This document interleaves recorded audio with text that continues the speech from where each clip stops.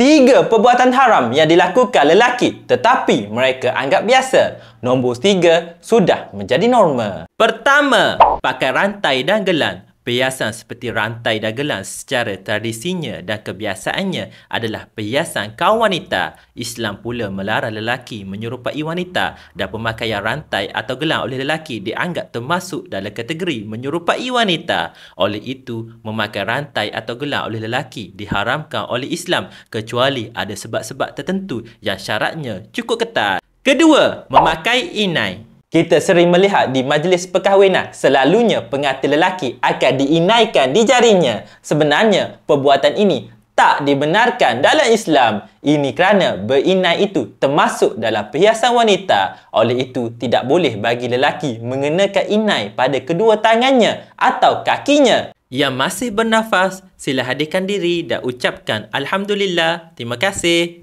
Ketiga, memakai seluar pendek. Sekarang ini terlalu ramai lelaki Islam memakai seluar pendek di tempat terbuka. Malah ia dianggap normal dalam dunia hari ini. Namun perbuatan ini akan menyebabkan seseorang itu menjadi fasik sekaligus hilang kelayakan untuk menjadi wali dan sebagainya. Ini kerana lelaki Muslim diperintah untuk menutup aurat mereka dan seluar pendek yang tidak menutupi kawasan antara pusat dan lutut adalah dilarang kerana mendedahkan aurat.